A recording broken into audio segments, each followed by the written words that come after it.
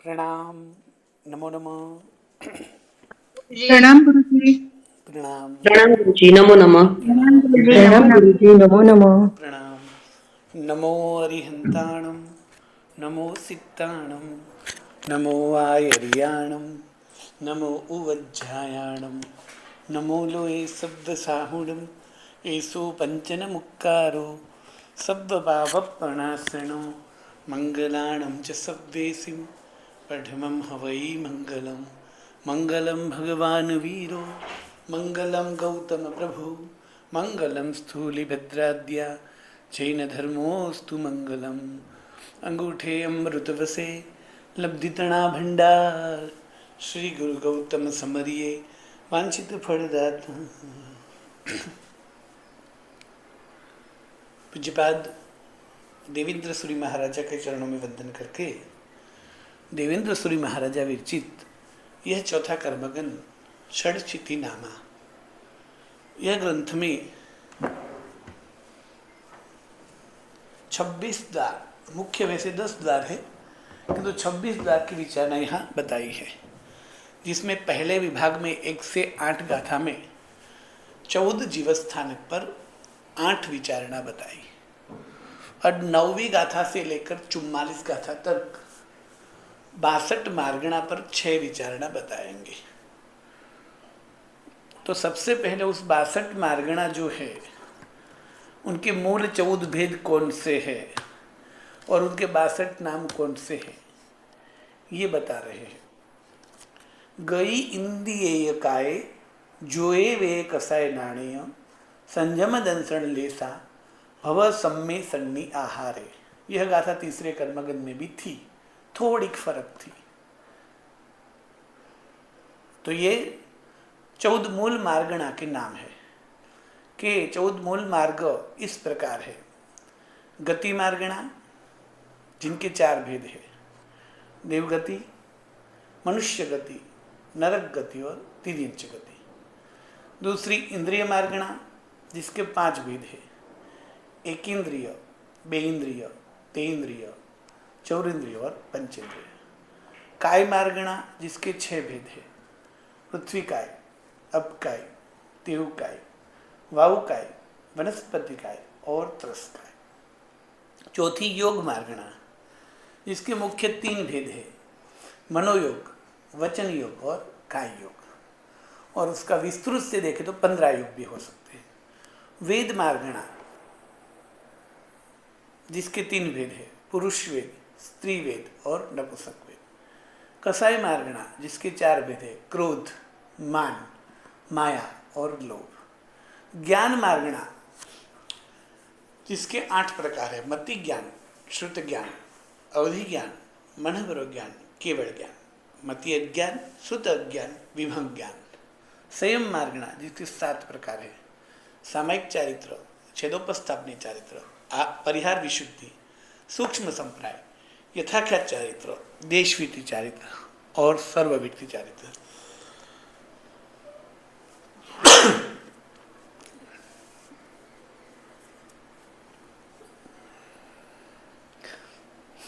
दर्शन मार्गणा यहाँ देशवृत्ति के बाद जो सर्ववृत्ति लिखा है 7वें नंबर में, वहां प्रिंटिंग मिस्टेक है, अवृत्ति लेना है। सामयिक चारित्र वही सर्ववृत्ति चारित्र का दूसरा नाम है। छेदोपस्थापनीय, परिहार विशुद्धि, सूक्ष्म संप्राय, यथाख्यात, देशवृत्ति, और उसके बाद में जो यह सर्ववृत्ति लिखा है 7वें नंबर पे, वहां अवृत्ति लेना है। ये आपको याद रखना है, वहां प्रिंटिंग मिस्टेक है।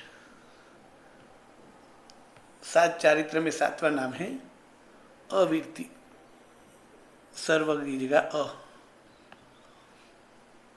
दर्शन मार्गणा 4 प्रकार, चक्षु दर्शन, अचक्षु दर्शन, अवधि दर्शन और केवल दर्शन। लेस्या मार्गणा के 6 प्रकार है, कृष्ण लेस्या, नील लेस्या, कपोत लेस्या, तेजो लेस्या, पद्म लेस्या, शुक्ल लेस्या। भव्य में भव्य और अभव्य। सम्यक्त मार्गणा में उपशम सम्यक्त्व, शायिक सम्यक्त्व, शायोक्षमिक सम्यक्त्व, मिश्र सम्यक्त्व, शाश्वतन सम्यक्त्व और मिथ्यात्व। संगनी में संगनी और असंगनी, आहारी में आहारी और अनहारी। इस प्रकार अलग अलग मूल 14 प्रकार के मार्ग से विचारणा करनी है। किसी भी पदार्थ को सूक्ष्म से विचारने के लिए शास्त्र में जो अलग अलग द्वार बताए हैं उसे ही मार्गणा कहा जाता है। और ऐसे 14 मूल मार्ग प्रसिद्ध है जिसे 14 मूल मार्गणा बोला जाता है। और कोई भी एक मार्ग से अगर उसका विचारणा करना है तो उनके उत्तर भेद में सभी जीवों का समाविष्ट करना है।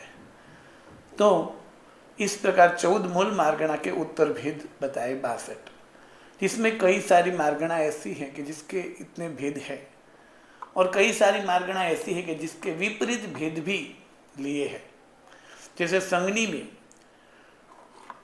तो संज्ञा के बेस पर विचार करना है तो संज्ञा में संज्ञी और असंज्ञी दोनों आएंगे। मतलब कि संज्ञा जिसके पास है ऐसे जीव और संज्ञा जिसके पास नहीं है ऐसे जीव। मतलब हम विचार किसके बेस पर कर रहे हैं? संज्ञा के आधार पर। यानी संज्ञा के आधार पर यदि हम जीवों का विचार करें तो संज्ञा वाले और संज्ञा बिना के, ये दोनों आ जाएंगे। इसलिए किसी भी मार्गणा में सभी जीव का समावेश करना है तो विपरीत मार्गणा भी लेनी होगी। जिस तरह आहार, तो आहार के बेस पर यदि विचार करना तो आहार 3 में से कोई भी एक आहार कर रहे हैं ऐसे जीव और बिल्कुल आहार नहीं कर रहे ऐसे जीव, तो आहार और अनहार दोनों लेने हैं। उसी तरह भव्य, तो भव्य के आधार पर विचार न करें, यानी जिसमें भव्यत्व है वो और जिसमें नहीं है वो। इसीलिए अलग अलग अलग अलग अलग 14 एंगल से जीवों की विचारणा करनी थी। तो उसके जितने भी भेद थे उसमें सब जीव का समावेश करना था। तो इसलिए विपरीत भेद भी लिए और कुल इस तरह 62 भेद हुए, जिसका ज़्यादातर वर्णन 1 से लेकर 3 कर्मगण में आ गया है। तो कई सारी जो व्याख्याएं हैं वो तो जीव विचार में, कई सारी दंडक में, तो कई सारी कर्मगण पहले और दूसरे में भी आ गई। तो मूल है 14 मार्गणा, उत्तर है 62 मार्गणा। अब 62 मार्गणा के नाम की 3 गाथा और उसके व्याख्या की विचारणा भी करेंगे, जो कि ज़्यादातर जो हैं कई सारी व्याख्याएं लगभग आ गई है आगे के ग्रंथ में। 4 प्रकरण में वैसे नवतत्व नहीं है, नवतत्व किया होता तो सभी प्रकार की व्याख्या आ जाती। 3 प्रकरण में और 3 कर्मग्रंथ के अंदर कई सारी विचारणाएं हो चुकी है। तो यहाँ नई जो है उसकी विचारणा करेंगे। जैसे कर्मग्रंथ ज्ञान की बात करें तो 8 ज्ञान की व्याख्या कर्मग्रंथ पहले में ही आ गई है। जैसे दर्शन की बात करें तो 4 प्रकार के दर्शन की व्याख्या पहले कर्मग्रंथ में ही आ गई है। जैसे 3 वेद की बात करें तो वो भी मोहिनी के भेद में आ गए हैं। जैसे 4 कसाई की बात करें तो वो भी मोहिनी के भेद में आ गए हैं। 4 गति की बात करें तो वो नाम कर्म के भेद में आ गए हैं। उसी तरह लेश्या की बात करें तो वो दंडक में आ गया है। ठीक है, तो अलग अलग अलग अलग अलग 14 प्रकार के दृष्टिकोण से हम जीवों पर विचारणा करने वाले हैं, इसलिए उसको 14 मूल मार्गणा कहते हैं। और उसके 62 उत्तर भेद है। अब उत्तर भेद के नाम भी दे दिए, किंतु यहाँ गाथा भी बनाई थी ग्रंथकार ने, इसलिए अब 62 मार्गणा के नाम भी गाथा में बता रहे हैं। तो सबसे पहले थी गति मार्गणा, तो कि गति मार्गणा के कौन से 4 भेद हैं। फिर दूसरी मार्गणा थी इंद्रिय मार्गणा, तो इंद्रिय मार्गणा के कौन से 5 भेद हैं। फिर तीसरी मार्गणा थी काय मार्गणा, तो काय मार्गणा के कौन से 6 भेद हैं। और चौथी मार्गणा थी योग मार्गणा, तो योग मार्गणा के कौन से मूल 3 भेद है। ये 10वीं गाथा में 4 मूल मार्गणा के उत्तर भेद के नाम बता रहे हैं। यानी 9 से लेकर 13 गाथा तक क्या बता रहे हैं? 14 मूल मार्गणा के नाम और 62 उत्तर मार्गणा के नाम, जो हमने तीसरे कर्मगंध में ही पक्के कर लिए हैं। फिर ये मार्गणा बताकर क्या करने वाले हैं? उन पे 6 द्वार बताने वाले हैं। सूर नर तीरी निरय गई, ईग बियती चौपणिंदी छक्काया भू जल जल नीलवण तसाय मण वर्ण तणु जोगा। अर्थात देव, मनुष्य, तिर्यंच और नरक गति, ये गति मार्गणा के यही चार भेद है। देवगति, मनुष्य गति, तिर्यंच गति और नरक गति, ये गति मार्गणा के चार भेद हैं। इंद्रिय ईग एक इंद्रिय, बिय बे इंद्रिय, तीय ते इंद्रिय, चौ चौरिंद्रिय, पणिंदी पंचेंद्रिय, ये पांच इंद्रिय मार्गणा के भेद हैं। काय के छक काया, काया के छह भेद है। भू पृथ्वी काय, जल अब काय, जलण तेऊ काय, अनिल वायु काय, वण वनस्पति काय, तसा त्रस काय। योग के तीन भेद है। मन मनोयोग, वयण वचन योग, तणु काय योग। इस प्रकार सभी के उत्तर भेद के नाम दिए। गति मार्गणा के चार भेद हैं। देवगति मार्गणा यानी देवगति नाम कर्म के उदय से यह देव है और उस कर्म के उदय से उसको वैसा स्वरूप जो प्राप्त होता है, उस स्वरूप में रहे हुए जीव को देवगति मार्गणा में रहा हुआ जीव कहते हैं। उसी तरह मनुष्य गति नाम कर्म के उदय से मनुष्य का स्वरूप जिसे मिलता है उसे मनुष्य गति वाला जीव कहते हैं। उसी प्रकार तिर्यंच गति नाम कर्म के उदय से जीव को तिर्यंच का शरीर मिलता है, उसे तिर्यंच गति नाम कर्म कहते हैं। और नरक गति नाम कर्म के उदय से ये नरक है और इसे उसका स्वरूप मिलता है, नरक गति नाम कर्म है। यानी चार प्रकार के नाम कर्म की जो व्याख्या है वही गति नाम कर्म की व्याख्या है और वही उसका परिचय है जो प्रथम कर्मगण में बताया था। तो चार प्रकार से गति मार्गणा के विभाग कर सकते हैं। गति के बाद यदि हम इंद्रिय की अपेक्षा से सोचे तो एक इंद्रिय, बे इंद्रिय, ते इंद्रिय, चौरिंद्रिय और पंचेंद्रिय, ऐसे पांच विभाग कर सकते हैं। एक इंद्रिय जाति नाम कर्म के उदय से आत्मा को एक ही मतलब स्पर्शेंद्रिय की ही शक्ति जिसको मिली है और वैसे स्वरूप में रहे जीव को एक इंद्रिय जीव कहा जाता है। जिसको स्पर्शेंद्रिय एवं जीव दो इंद्रिय मिलती है जाति नाम कर्म के उदय से, उसे बे इंद्रिय कहते हैं। स्पर्शेंद्रिय, रसनेन्द्रिय, घ्राणेन्द्रिय, तीन इंद्रिय की प्राप्ति होती है, इसे ते इंद्रिय कहते हैं।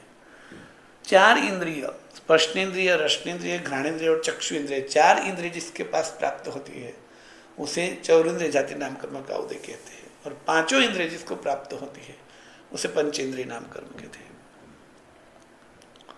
काय अलग अलग शरीर के प्रकार से जिसको जाना जाता है। पृथ्वी काय यानी जिसका शरीर पार्थिव शरीर जो पृथ्वी से बनता है, मतलब जो जीव को पृथ्वी के रूप में शरीर प्राप्त होता है उसे पृथ्वी काय कहते हैं। जल जिस शरीर को जल के स्वरूप में शरीर प्राप्त होता है। तेजस तेऊ काय, अग्नि काय जिस जीव का शरीर अग्नि स्वरूप है। वायु का जिस जीव का शरीर वायु के रूप में है। वनस्पति का जिस जीव का शरीर वनस्पति के रूप में है। इन सबको स्थावर और एक इंद्रिय भी कह सकते हैं। और उससे आगे के जीव जो गमनागमन कर सकते हैं उसे त्रस कहा जाता है। मतलब कि जिसको शरीर मिलता है और उस शरीर के द्वारा वो एक जगह से दूसरी जगह पर जा सकते हैं, ऐसे शरीर वाले जीव को त्रस काय कहा जाता है। योग मार्गणा के मुख्य तीन भेद है। मनोयोग, वचन योग और काय योग। औदारिक, वैक्रिय और आहारक शरीर के द्वारा मनोवर्गणा के पुद्गल को ग्रहण कर कर सोचना, विचारना, उसे मनोयोग कहते हैं, यानी विचार की शक्ति को। वचन औदारिक, वैक्रिय और आहारक शरीर की मदद से भाषा वर्गणा के पुद्गल को ग्रहण करके उसको परिणमन करके उसके द्वारा बोलना, उसे वचन योग कहते हैं। और काय योग शरीरधारी आत्मा अपनी आत्मा की शक्ति शरीर के द्वारा जो उपयोग करता है, यानी शरीर का हलन चलन स्पंदन, उसे काय योग कहेंगे। गई इंद्रिय काय जोए वे वेद। अब वेद के 3 प्रकार हैं, कसाई के 4 प्रकार हैं और ज्ञान मार्गणा के 8 प्रकार है। इनकी बात 11वीं कथा में कहते हैं कि वेय नर इत्थि नपुंसा कसाय कोह मय माय लोभत्ति मई स्व वही मण केवल विहंग मई स्व अनाण सागारा। अर्थात वेद नाम की मार्गणा के 3 भेद हैं, पुरुष वेद, स्त्री वेद, नपुंसक वेद। यानी वेद की अपेक्षा से जीवों के स्वरूप का विभाजन करे तो 3 प्रकार से हो सकता है। और उनकी व्याख्या जो प्रथम कर्मगंध में आई वही कि जिस कर्म के उदय से स्त्री के प्रति काम भोग वासना जीव में उत्पन्न होवे उसको बोलेंगे पुरुषवेदी जीव। जिस कर्म के उदय से पुरुष के प्रति भोग की इच्छा उसे बोलेंगे स्त्री वेद। दोनों के प्रति भोग की इच्छा उसको बोलेंगे नपुंसक वेद। यानी 3 प्रकार में से कोई भी वेद वाला जीव हो सकता है। जिसमें देवगति की बात करें तो वहां नपुंसक वेदी जीव नहीं होता, या तो देवी है या देव है। नरक की बात करें तो उसमें नपुंसक वेदी ही सभी होते हैं। जबकि मनुष्य और तिर्यंच के जीव, पंचेंद्रिय तिर्यंच की बात यहाँ हो रही है, उसमें तीनों वेद मिलते हैं। कसाय जिससे संसार की वृद्धि हो ऐसे भाव, उसके 4 वेद है, क्रोध मान माया लोभ। क्रोध गुस्सा आना, कोप होना, तिरस्कार आना, क्रोधित हो जाना, नाल पीले हो जाना, सामने वाले व्यक्ति पर दोष आरोपित कर देना, निर्दोष को भी दंडित कर देने की भावना हो जाना, आवेश में आ जाना, उसे बोलेंगे क्रोध। मान जिसमें स्वयं को ही बड़ा बताना, विनम्रता को खो देना, सामने वालों को तुच्छ समझना, अपने आप को ही बड़ा समझना, ये है मान। माया जिसमें दूसरों को ठगने की, छेतरने की कोशिश करना, मन में कुछ और होना, मुंह पे कुछ और होना, यानी कपट, कूड़, झूठ, लुच्चाई, बदमाशी आदि करना, जो नहीं है वैसे दिखना और जैसे हैं उसे छुपाना, यह माया। लोभ अतृप्त होना, असंतोषी होना, आसक्ति होना, लोभ। ज्ञान मार्गणा के 8 भेद है। मति ज्ञान प्रथम कर्मगंध में जिसके 340 भेद से विस्तृत से समझाया है वही। मन और इंद्रिय के द्वारा जो ज्ञान होता है उसे मति ज्ञान। मन और इंद्रिय के द्वारा ही, किंतु श्रवण से और पर्याय लोचन वाला ज्ञान जो है वो श्रुत ज्ञान। अवधि ज्ञान मन और इंद्रिय के बिना आत्म साक्ष्य से रूपी द्रव्य का जो मर्यादा में बोध होता है उसे अवधि ज्ञान। मनोवर ज्ञान मन और इंद्रिय के बिना आत्मा से ही संधि पंचेंद्रिय जीव के मनोगत भाव को जानना उसे मनोवर ज्ञान। केवल ज्ञान जिस ज्ञान के द्वारा जगत के सभी पदार्थों को, भूत भविष्य वर्तमान को पूरा जानना, वो केवल ज्ञान। ये 5 ज्ञान हुए, किंतु प्रथम 3 ज्ञान ऐसे हैं कि यदि जीव मिथ्यात्वी है तो वो ज्ञान वो अज्ञान के रूप में कहलाता है। अज्ञान के 2 अर्थ होंगे। एक अज्ञान का अर्थ है ना समझ और दूसरे अज्ञान का अर्थ है विपरीत समझ। जैसे कोई चीज मुझे नहीं समझ में आती है तो एक ज्ञानावरणी कर्म का दोष है, किंतु जो समझ है वो विपरीत है, कदाग्रह वाली है, तो मोहनी कर्म का दोष है। और कितने भी सारे ग्रंथ या धर्मशास्त्र का ज्ञान होने के बावजूद भी वो ज्ञान यदि आत्मा की उन्नति में उसे सहायता नहीं कर रहा है, बल्कि उस जीव को कदाग्रही हठाग्रही बना रहा है, तो वो अज्ञान है। तो ऐसा ही विपरीत मति अज्ञान, विपरीत मति ज्ञानाने मति अज्ञान, विपरीत श्रुत ज्ञानाने श्रुत अज्ञान और विपरीत अवधि ज्ञानाने विभंग ज्ञान। ये 3 प्रकार के ज्ञान विपरीत हो सकते हैं। इस प्रकार ज्ञान मार्गणा के 8 भेद हैं। अब सामायिक यानी चारित्र वीरति के 7 भेद है। सामाय्य छेह परिहार सुहुम अखाय देश जय अजया। और दर्शन मार्गणा के 4 भेद है। चक्षु अचक्षु ओही केवल दंसन अणागारा। अब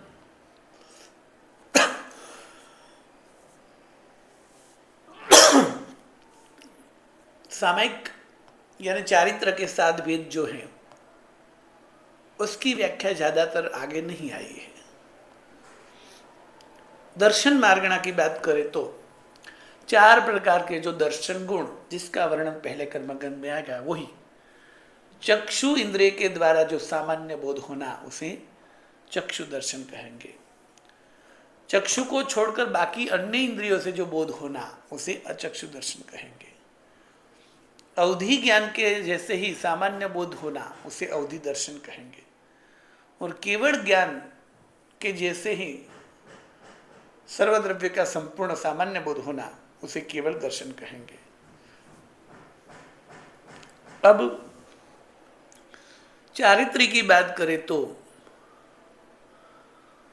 कि चारित्र मोहनीय कर्म का क्षय उपशम और क्षयोपशम के कारण आत्मा में जो चारित्र संयम आना उसे बोलेंगे संयम मार्गणा।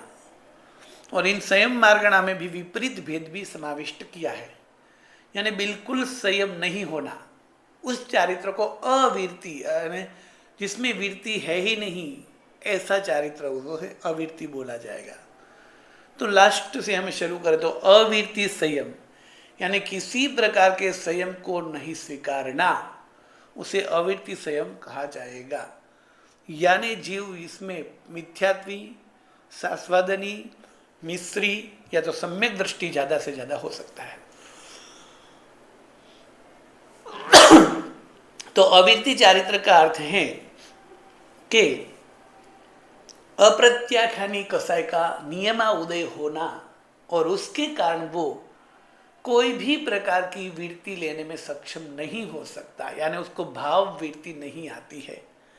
ऐसा अवृत्ति वाला जीव उसे बोलेंगे अवृत्ति संयमी, जिसमें मिथ्यात्व से लेकर सम्यक दर्शनी तक के जीव आ सकते हैं। दूसरा है देश वृत्ति संयम,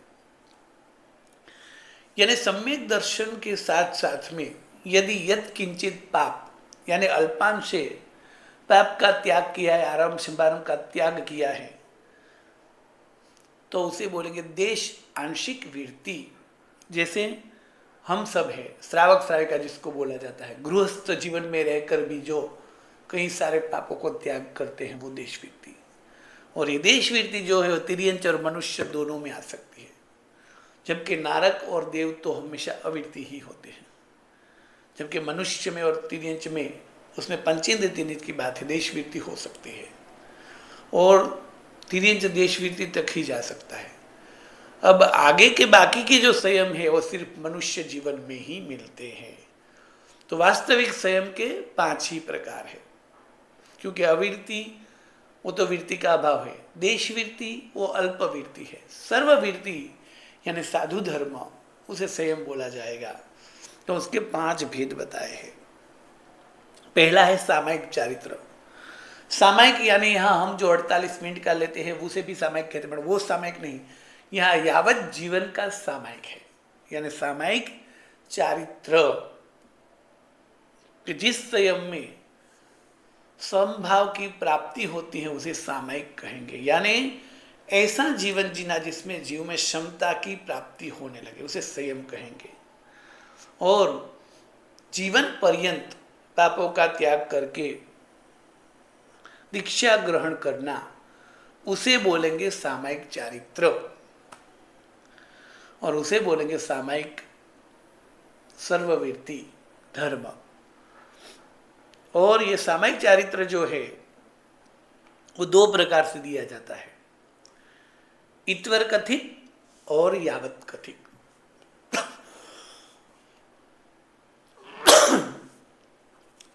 तो इत्वर कथित का अर्थ है कुछ समय के लिए, और यावत कथित का अर्थ है पूरे जीवन भर के लिए। अब यहां जो दीक्षा की प्रथा है वो आदिनाथ और महावीर स्वामी के काल में अलग है, और अजितनाथ से लेकर पार्श्वनाथ के काल में अलग है।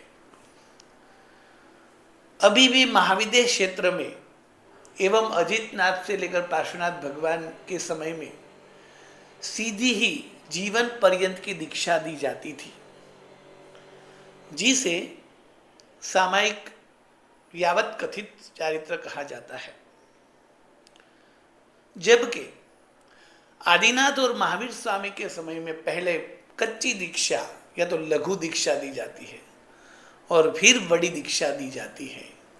तो पहले जो छोटी दीक्षा दी गई उससे लेकर जब तक बड़ी दीक्षा न हो तब तक का जो सामायिक है उसे इत्वर कथित कहते हैं, और उसके बाद में जो दिया जाता है पूरे जीवन के लिए उसको यावत कथित कहते हैं। यानी सर्वविधि सामायिक का स्वीकार करना, और उसके दो भेद है। फिर दूसरा है चारित्र का नाम है छेदोपस्थापनीय चारित्र, यानी जिस चारित्र में छेद किया हुआ गया हो वो चारित्र। ये छेदोपस्थापनीय चारित्र भी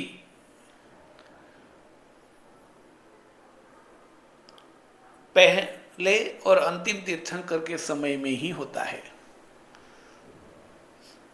यानी जिसमें प्रथम संयम का जो भी पालन किया है उसको छेद कर फिर से व्रत आरोपण करना, उसे छेदोपस्थापनीय चारित्र कहते हैं। परस क्षेत्र में अभी सभी साधु जीवन का छेदोपस्थापनीय चारित्र ही होता है। अब छेदोपस्थापनीय चारित्र दो प्रकार से है, सातिचार और निरतिचार। सातिचार का अर्थ है साधु ने कोई ऐसी भूल की कि जिसके कारण उसका दीक्षा पालन जो अब तक किया उसको गुरु ने कट कर दिया और फिर से उसे दीक्षा दी, तो उसे बोलेंगे सातिचार छेदोपस्थापनीय। यानी समझो कि किसी साधु ने दीक्षा ली और दीक्षा लेकर इतनी बड़ी भूल की कि पूरा संयम कलंकित हो गया, तो उसके पास प्रायश्चित करा के फिर से उसे दीक्षा देके फिर से पहले दिन से शुरू करना, तो पूर्व जो चारित्र हैं उसकी गिनती नहीं करेंगे, आज से वो नए साधु के रूप में आएंगे, तो उसे बोलेंगे भूल की दंड के कारण इसका छेद हुआ है, वो छेदोपस्थापनीय चारित्र। और दूसरा है भूल नहीं है किंतु विधि ही है। जैसे अभी आज दीक्षा ली तो दीक्षा की ट्रेनिंग के लिए थोड़े दिन उसे सामान्य चारित्र अर्थात जो चारित्र है वो उच्चराया जाता है लघु दीक्षा के रूप में, फिर वो पूरे तैयार हो जाए फिर उसे बड़ी दीक्षा देते हैं। तो बड़ी दीक्षा से उसका पर्याय स्टार्ट वैसे वास्तविक में होता है, तो उसे बोलेंगे निरअतिचार छेदोपस्थापनीय। और उसी प्रकार जब भी तीर्थंकर का शासन बदलता है तब भी पूर्व के तीर्थंकरों को के साधु को जो वर्तमान तीर्थंकर हैं उसके व्रत स्वीकारना होता है। जैसे पार्श्वनाथ भगवान के समय में हुआ था, पार्श्वनाथ भगवान ने जिसको भी दीक्षा दी, फिर पार्श्वनाथ भगवान तो मोक्ष में गए, किंतु पार्श्वनाथ भगवान के कई सारे साधु जीवित थे जब परमात्मा महावीर का शासन आया तब, तो उन सभी ने परमात्मा महावीर के पास दीक्षा ली और फिर से जो चार व्रत धारण करते थे वो पंच महाव्रतधारी बने और फिर से चारित्र का पालन शुरू किया, तो उसे बोलेंगे छेदोपस्थापनीय चारित्र। तीसरे नंबर का चारित्र है परिहार विशुद्धि चारित्र, यानी उसमें तप की महत्ता है, तप की विशेषता है। चारित्र को अत्यंत विशुद्ध करने के लिए विशिष्ट प्रकार के तप के द्वारा जीव जो हैं वो चारित्र की शुद्धि एवं कर्म की निर्जरा करने की भावना से विशिष्ट कल्प एक आराधना जिसको बोल सकते हैं वो स्वीकार करते हैं।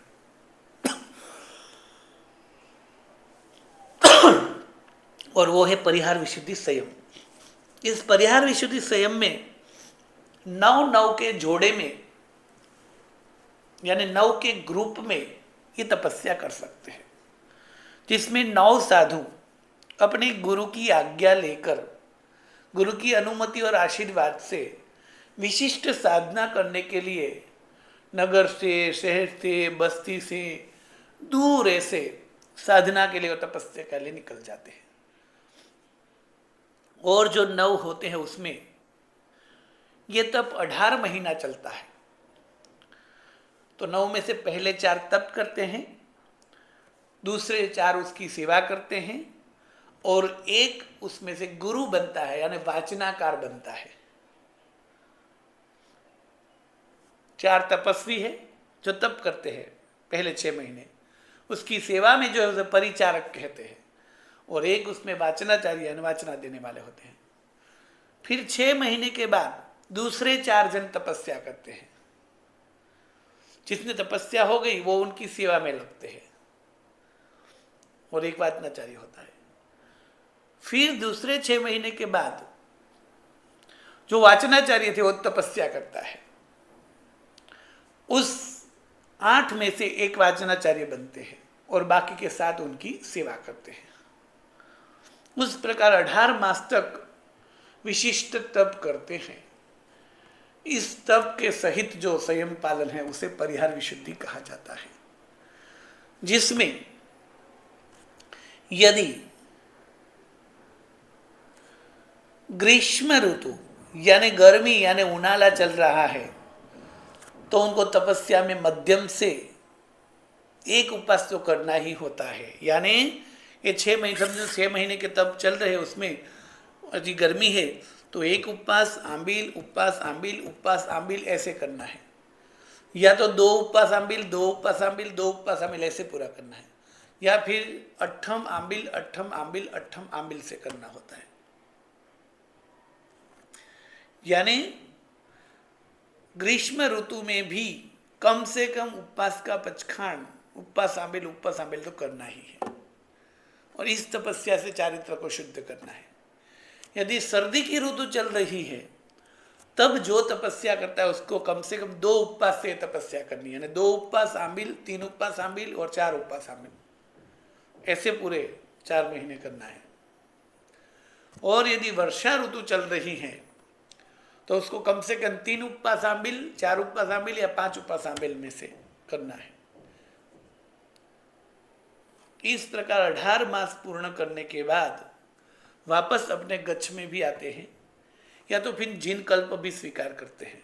जिन कल्प यानी फिर जैसे जिनेश्वर का कल्प होता है वैसा आचार, यानी देह की बिल्कुल दरकार आदि नहीं करना। यदि उसकी आंख में कचरा भी चला गया तो वो काटेगा, निकालेगा नहीं अपने आप, ऐसा चारित्र आदि पालन करेगा। तो ये जो है वो परिहार विशुद्धि चारित्र वाले कहते हैं। और ये परिहार विशुद्धि चारित्र वाले आत्मा जो होते हैं वो 9 पूर्व से भी अधिक ज्ञान वाले हो तो ही वो स्वीकार सकते हैं, वरना नहीं। और इसका ग्रहण भी तीर्थंकर की अनुमति में तीर्थंकर के द्वारा, या तीर्थंकर के जो सीधे शिष्य है उसके पास ही ये चारित्र लिया जाता है, उसके बाद नहीं।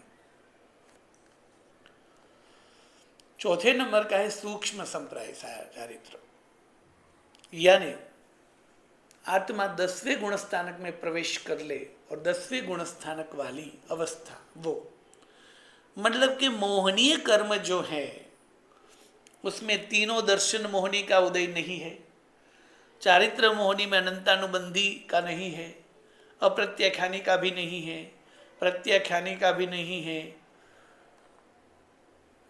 और नव कसाय का भी उदय नहीं है, स्वजलन में भी क्रोध मान और माया का उदय नहीं है। 28 में से सिर्फ सूक्ष्म लोभ का उदय है, बस बाकी 27 प्रकृति का उदय नहीं है। और उस समय का चारित्र उसे बोलेंगे सूक्ष्म संप्राय चारित्र। और यथाख्यात चारित्र यथाख्यात चारित्र यानी परमात्मा ने जो व्याख्या कही है चारित्र की, ऐसा चारित्र, अर्थात चारित्र को रोकने वाला कर्म है मोहनी कर्म। यानी जिस आत्मा को एक भी मोहनी कर्म का उदय नहीं है और पूर्ण वितराग बन चुके हैं, वो वितराग अवस्था वाला चारित्र, उसे बोलेंगे यथाख्यात चारित्र। यानी 11, 12, 13 और 14 गुण स्थानक वाला चारित्र। इस तरह यथाख्यात चारित्र के 4 विभाग हो सकते हैं। उसमें पहले 2 यानी 11वें और 12वें गुण स्थानक वाला चारित्र जो है वो छदमस्त चारित्र है। बाकी के 2 यानी 13वें और 14वें गुण स्थान वाले चारित्र है वो केवली वाला चारित्र है। किंतु यथाख्यात का यहाँ अर्थ करें मोहनीय कर्म का बिल्कुल उदय नहीं होना, वितरागता में आ जाना, वो चारित्र, जिसमें 11वें गुण स्थानक में जीव को केवल ज्ञान नहीं इसलिए छदमस्त है, किंतु यथाख्यात चारित्र है। फर्क इतना है कि 11वें गुण स्थानक वाले का चारित्र उपशम चारित्र है कि मोहनी का उदय नहीं है किंतु सत्ता है, और अंतर्मुद के बाद ये चारित्र चला जाएगा, इसलिए उसको उपशम यथाख्यात चारित्र कहा जाएगा। जबकि 12वें गुण स्थानक में जीव गया होगा तो वहां भी वो छदमस्त होगा, केवल ज्ञानी नहीं है, किंतु यहां उनको मोहनी कर्म का उदय नहीं है, वैसे सत्ता भी नहीं है, यानी शायिक चारित्र प्राप्त हो गया है।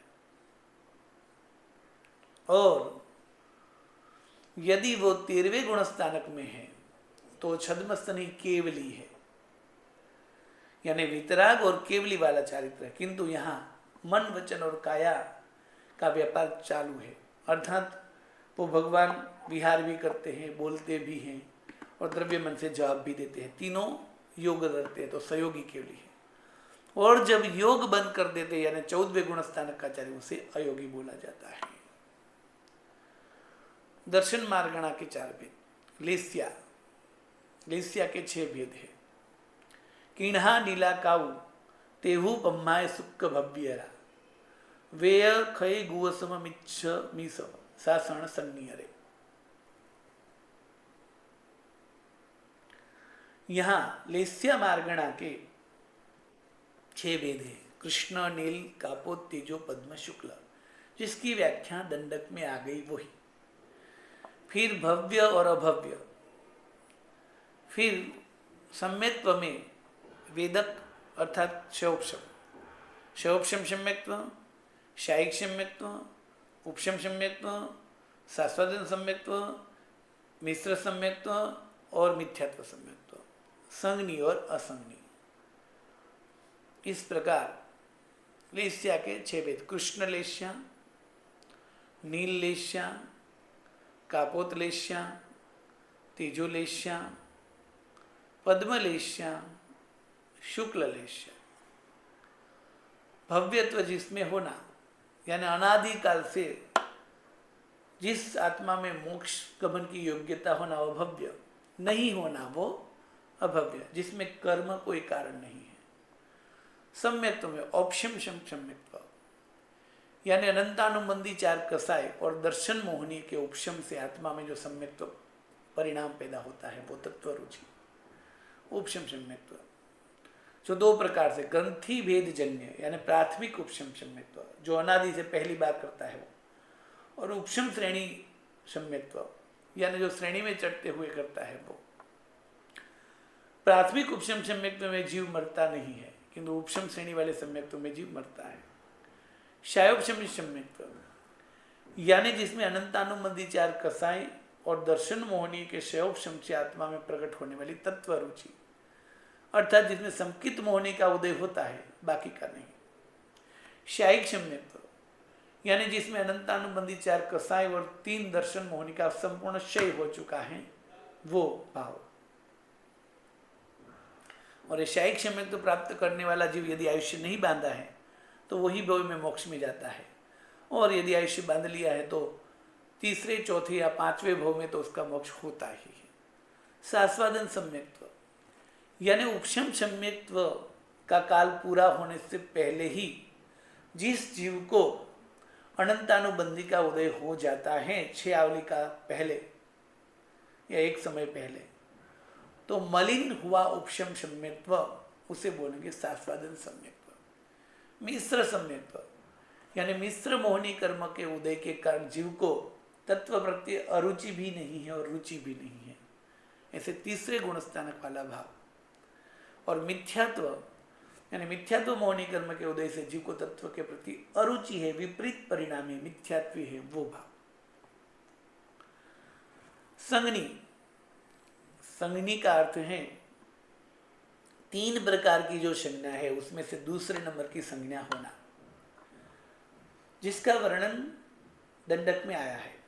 हेतुवादोपदेशी की, दीर्घकालिकी एवं दृष्टिवादोपदेशी की। उसमें एक इंद्रिय जीव ऐसे है कि जिसमें हेतुवादोपदेशी संज्ञा भी एकदम कम है, इसलिए उसको संज्ञा बिना का ही कहा है। जबकि बेइंद्रिय तेंद्रिय आदि जीव है उसमें सिर्फ हेतुवादोपदेशी की यानी वर्तमान कालीन सुख दुख की अनुभूति वाला विचार होता है, तो उसे असंगनी कहा जाएगा। किंतु जिसमें तीनों काल के सुख दुख के परिणाम की सोच धारा होती है, यानी जिसमें मन होता है, दीर्घ लंबे काल का जो विचारणा करता है, उसे दीर्घकाल की संज्ञा कहा जाता है। और वो संज्ञा जिसमें वही संज्ञी कहलाते हैं। और देव नारक संज्ञी ही होते हैं, जबकि मनुष्य और तिर्यंच संज्ञी और असंज्ञी दोनों प्रकार से होते हैं। यानी जिसको मन नहीं है वो असंज्ञी, और मन की शक्ति है उसे संज्ञी कहा जाएगा। और आहारी और अनहारी, आहारी और भिया, आहारी के 2 भेद, आहारी और अनहारी। 3 प्रकार के आहार है, कौलाहार,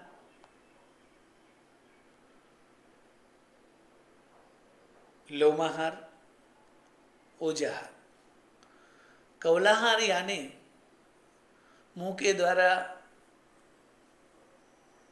मेवा मीठा फरसाण फ्रूट साग भाजी ये ते वो आदि खाना पीना, वो सब कौलाहार बोलेंगे। लोमाहार यानी शरीर पर्याप्ति के बाद जो शरीर प्राप्त हुआ उसके छिद्रों के द्वारा आहार करना पुद्गलों का, उसे लोमाहार कहेंगे। और ओजाहार यानी एक भव के बाद दूसरे भव में जाएंगे तब तेजस कार्बन शरीर के द्वारा उस भव के लिए सबसे पहले उस शरीर के योग्य पुद्गल ग्रहण करना, उसे बोलेंगे ओजाहार। तो जीव कोई न कोई आहार में हमेशा होता ही है, किंतु यदि जीव विग्रह गति में जा रहा है, विग्रह गति की व्याख्या प्रथम कर्मगंध में आई हुई थी, तो एक भव में से दूसरे भव में जाने के समय में जीव को ज्यादा से ज्यादा 5 समय लगते हैं। और उस 5 समय के समय में 4 बार जीव को मोड़ लेना पड़ता है। और जब जीव 4 बार मोड़ लेता है तो 3 समय तक उसे अनहारी प्राप्त होता है पद।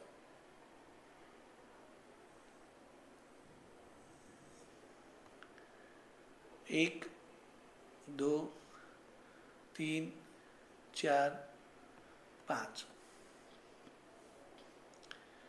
एक समय, दूसरा समय, तीसरा समय, चौथा समय, 5वां समय। तो यहाँ मोड़ कितना है? 1 मोड़, 2 मोड़, 3 मोड़ और 4 मोड़। तो यहाँ जीव अनहारी कब होगा?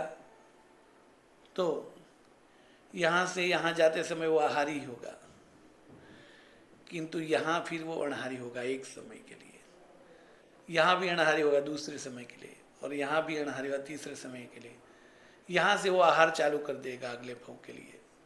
तो 3 समय के लिए अनहारी पद प्राप्त होता है। एक भव में से दूसरे भव में यदि कोई जीव जा रहा है तो उसको ज्यादा से ज्यादा 3 समय का अनहारी पद मिलता है।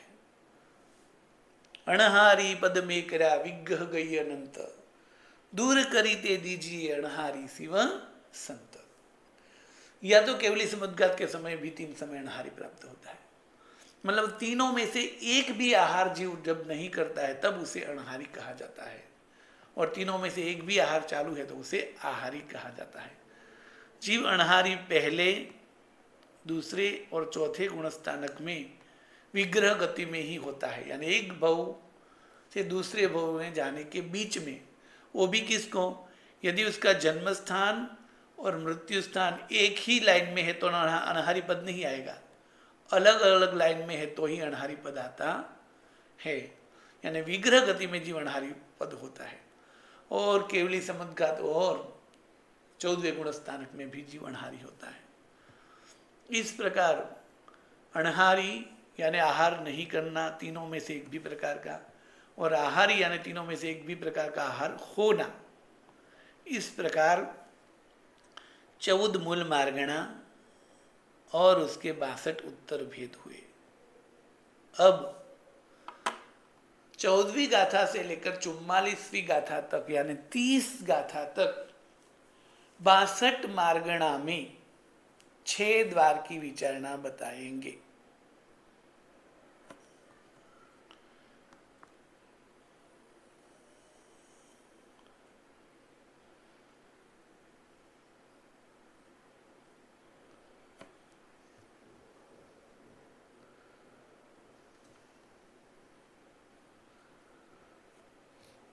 और ये कोष्टक आपके ग्रुप में भेजा हुआ है जो गुजराती में है। अब 30 गाथा में हमें ये पदार्थ देखना है।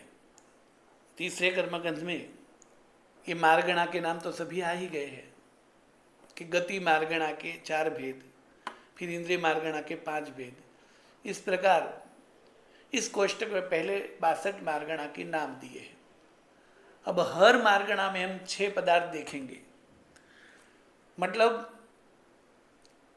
जीवस्थानक कितने हैं वो, गुणस्थानक कितने हैं वो, योग कितने हैं वो, उपयोग कितने हैं वो, और लेस्या कितने हैं वो। ये 5 पदार्थ देखेंगे हर में। फिर वो जो उनके उत्तर भेद है उसमें कौन कम और कौन ज़्यादा है, वो छठा द्वार। मतलब ये जो चार्ट है वह सबको देख के आना है। दंडक को याद थोड़ा करना है, और पहली जो 8 गाथा हुई वो भी आपको याद करके आना है। जैसे 62 मार्गणा में पहले गति मार्गणा की बात की, तो गति मार्गणा के 4 भेद हैं, नरक गति, तिर्यंच गति, मनुष्य गति और देव गति। यानी गति के द्वारा हम जीवों पर विचारणा कर रहे हैं तो उसके हिसाब से जीवों के हम 4 भेद कर सकते हैं, तो 4 गति हुई। अब हर एक में हम 6-6 विचारणा करने वाले हैं। तो नरक गति में हम विचारणा करेंगे, नरक का यदि जीव है तो 14 प्रकार के जीव में से कौन से स्वरूप में हो सकता है। यानी 14 जीव स्थानक के रूप है ना, 1 इंद्रिय, 2 इंद्रिय, 3 इंद्रिय, 4 इंद्रिय, संज्ञी असंज्ञी, सूक्ष्म बादर, पर्याप्त पर, और 14 प्रकार के जीव स्थानक हैं। तो नारकी का जीव 2 इंद्रिय होता है, 3 इंद्रिय होता है, कौन सा होता है, ये विचारणा जीव स्थानक की हुई। फिर नारक में 14 में से कितने गुणस्थानक हो सकते हैं, फिर नारक में 15 योग में से कितने योग होते हैं, फिर उसमें 12 उपयोग में से कितने उपयोग होते हैं, और फिर 6 लेस्या में से नारक को कौन सी लेस्या होती है। तो इस प्रकार गति मार्गण चारों गति में ये 6-6 पदार्थ देखेंगे, 5-5। और फिर छठा पदार्थ 4 में से कौन ज़्यादा जीव है, नरक गति के सबसे ज़्यादा हैं, तिर्यंच के ज़्यादा हैं, मनुष्य के ज़्यादा है, देव के ज़्यादा है। उस प्रकार 62 मार्गणा पर हम ये 6-6 द्वार की विचारणा कल से करेंगे। तो इससे पहले 8 द्वार जो 1 से 8 गाथा तक किया वो, और दंडक आदि में भी जो आया उनकी विचारणा भी करके आनी है। प्रणाम, नमो नमो।